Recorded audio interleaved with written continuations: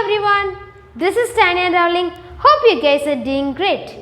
In this channel, I would be teaching CBSE Class 10 Maths NCERT syllabus and my sister Tina Lopez would be teaching CBSE Class 8 Maths NCERT syllabus.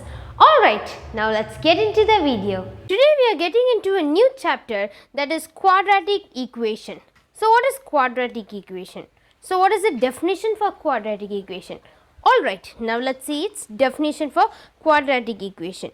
So quadratic equation means it is an equation that contains at least one term that is squared. So of course it is an equation which has a square on a term. For example, I just came up with an example, that is 3x square plus 2x plus 7 is equal to 0. So this is an equation, am I right? So here which is a term? So this one is a term, this one is a term, this one is also a term. So here which term is squared? Squared means which is having a square on it in the exponent form. So here it is 3x square. So this here we have a square. So as you guys know, if the term or if the equation is having a square, then it is a quadratic equation. So here this term is having a square, that means this full equation is quadratic equation. Okay, I hope you guys understood this. So now let's see its standard form. So here what is the standard form of quadratic equation? That is ax square plus bx plus c is equal to 0. So this is the standard form of quadratic equation.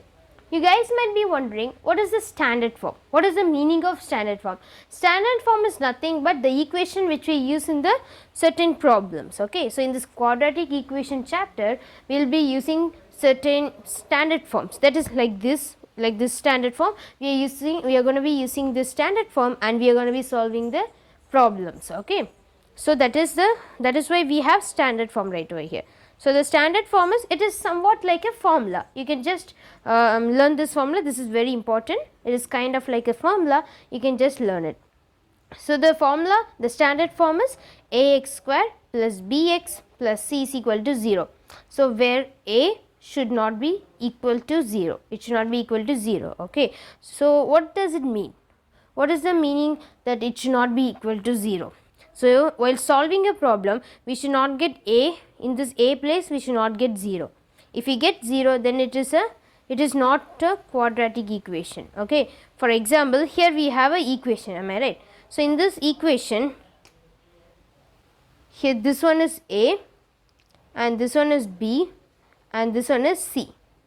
Okay. So here we have a, b and c. So we got the values for each term, am I right? So let me just say the term.